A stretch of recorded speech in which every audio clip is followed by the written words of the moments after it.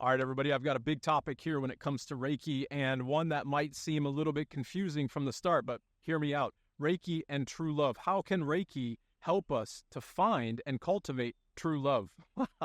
This is a big one because everybody in the world obviously wants to have true love, right? They want to experience true love because that's what we are. We are love manifest. The energy of the universe has to be love manifested, right? It has to be. If it wasn't, then what would we have? We would have the antithesis of life. We'd have the antithesis of the divine feminine that dances through each and every one of us, which gives us that life, which is love, right? So what does Reiki have to do with this? Well, Reiki, of course, is a journey inward.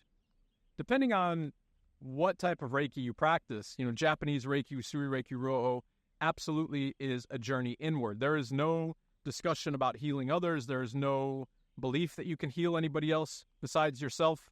There's a great quote from Ram Dass that I'll post here as well for this. I think it really helps to shine a light as to what I'm talking about. I'm saying this from memory, so the quote might be off, but so please just bear with me on that.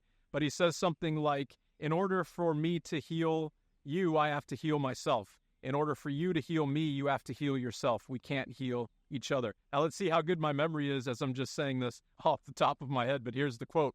So I think this is a beautiful way to think about what Reiki really is. And let's look at that. What does it mean to heal yourself? What does it mean to look into the self to find neutrality and balance? Well, to me, that's the road towards true love, right? In order for us to find true love on the external world, we have to recognize that the external world is simply a mirror of our internal self, right? So if there's chaos and darkness and pain and suffering and resistance and bitterness and anxieties and all these other darknesses that we have in our lives, that all of us have, by the way, right? Everybody has some aspect of what I'm talking about. If those things are firmly anchored inside of ourself, then we can't find true love, because what we're going to be finding is a reflection of the pain that we hold on to inside the self, right? We're going to find relationships that help mirror our own pain.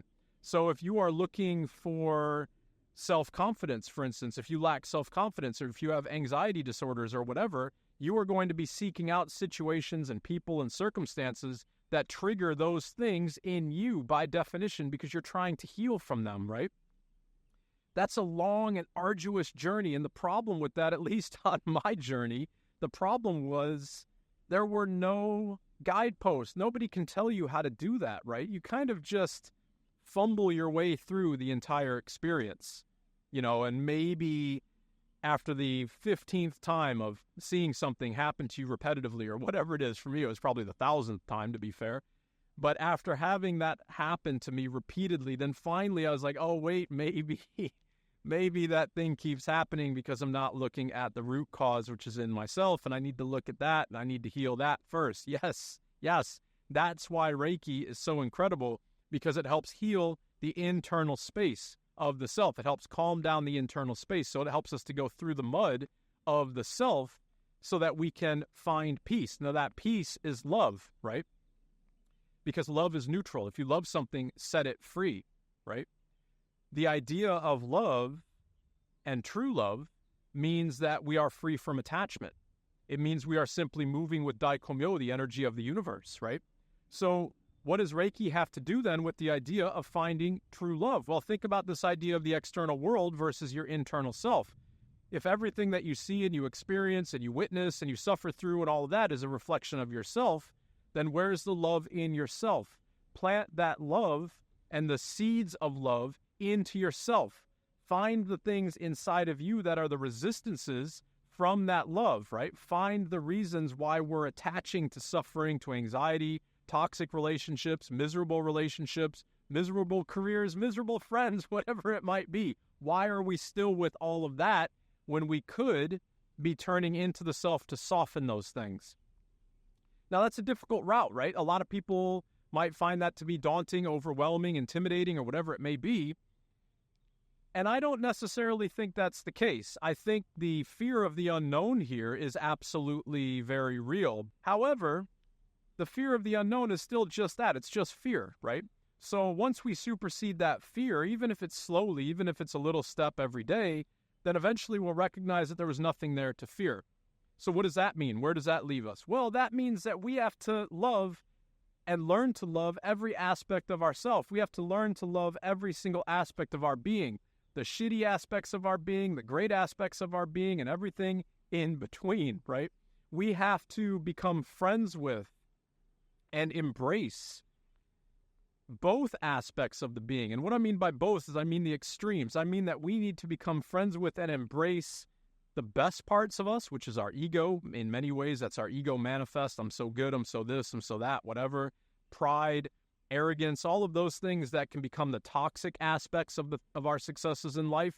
And we need to warm up to and embrace and love all of the darkness inside of us. We need to befriend the shadow self, right? This is something that Carl Jung talks about all the time. This is something that is a tenet in a lot of psychotherapy. Jordan Peterson talks about it, befriending the shadow inside of you. It's not there to harm you. It's not there as something that is toxic. It is there because it's an aspect of yourself, right? But that shadow needs to be superseded. We need to not only become friends with it, but we need to love it. Now, to be very clear here, that does not mean that we need to fuel the shadow. It does not mean that we add, story and context and depth to the shadow. If that shadow self inside of you is creating misery and suffering in yourself and others, we are not creating a practice where we placate that shadow, where we soothe it and encourage it. No, not at all. To love it, to witness it, to recognize it means that when it's there, we need to cultivate a practice of peace and of stillness. We need to cultivate a practice that brings us deeper below the shadow. It brings us further into the self than the shadow, right? It brings us into a space where we can recognize the light of the Buddha beyond the shadow. If we can do that, then that shadow self will dissipate because it will finally find peace.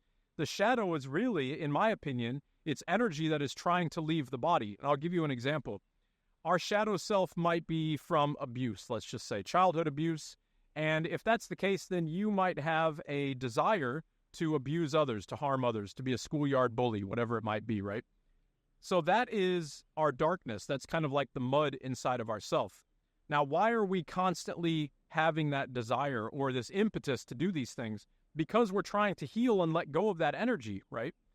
But we can't let go of it if we keep cycling around in it. The only way that we can let go of it is if we stop the cycle and go below the energy and find peace below it so we can take it out at its roots. That's what I mean by, befriending and loving even the really darkest aspects of ourselves, the things about us that we would rather just jam into the closet. If we do that, if we jam those things away into the closet, then we're never going to be able to find true love, right? Because there's always going to be this aspect of ourself that is destabilized, that is not at peace. If it's not at peace, then what does that mean? That means we're going to seek out the same chaos in our external world, right? So if we are starting to recognize that Reiki can be utilized to help cultivate peace and love and to find true peace and true love inside us, well, what does that mean? That means that really what we're doing is we're turning in to really find true love and really find true peace inside of ourselves. It means that we're sitting down with daily self-practice. It means that we're remembering the 5 guiding precepts of Usui Reiki Roho. It means that we are not only remembering those precepts, but we're working to the best of our ability to incorporate those precepts into all aspects of each and every day to the best of our ability. We'll fail at that, but keep that as the guide, right? See, if we can do these things and stop searching on the external world for love, that's never where it comes. It always starts in yourself. It starts in your heart, if you want to put it like that. It starts in your core. It starts in your ethos. It starts in Daikomyo. Find peace there. Make peace there. Fall in love with the healing journey, right? Not from your egotistical perspective. Don't love yourself from the idea of how amazing you are, whatever, because that's narcissism, right? Let go of all of those things and turn in your self-practice from a neutral gaze. Sit with yourself in neutrality and let all of the residual mud that's inside of each and every one of us come to the surface and be released.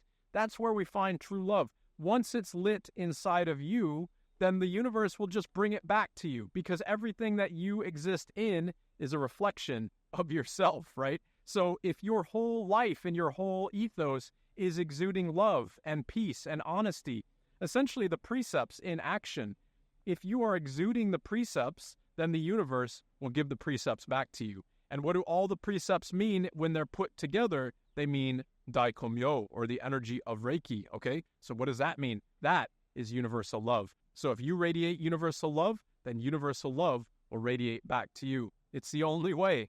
I wish there was an easier way, but actually, I don't, because this is the honest way, and it's actually not that difficult. Every single day, do your self-practice. Try to sit with yourself with neutrality, right?